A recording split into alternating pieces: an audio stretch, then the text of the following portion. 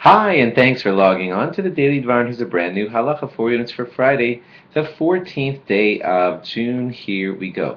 If it ever happens that you made natilas yadayim, let's say you washed your hands, and soon you're going to be making the hamotzi, let's say at your Shabbos meal, and you know you're not supposed to talk. I hope you know that from after you make the bracha val natilas yadayim until you eat the bread. That's because the bracha should clearly, attach you to your next activity. You shouldn't go on to other things and lose track of the fact that you just washed your hands and you're preparing for eating, and you set yourself in motion for that, and you don't want to mess it up.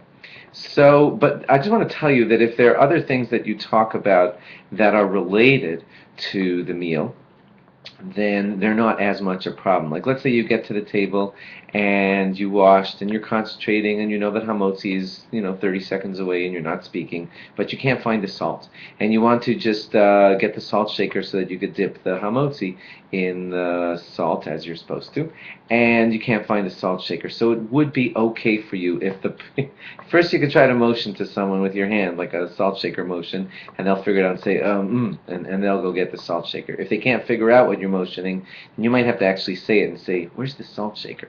And you're allowed to do that, and that's not considered like a big break from what's going on, because that's talking that's related to the activity at hand. You need salt for the hamotzi, and you can't find it, and you're just asking, where's the salt shaker? And that's not considered a hefsek. It's not a break from everything that you're doing, and so it would be appropriate to ask for the salt shaker if you had to. If you ever ended up doing any speaking that wasn't fitting to the occasion, like you just saw someone with new shoes at that moment and you say, hey, where'd you get those shoes? Then it's considered that you've broken kind of the connection of the bracha to what you're doing, and you would have to go back and start over. Try not to do that, because that would be making it that your bracha was for nothing, and we never like to have God's name be in vain.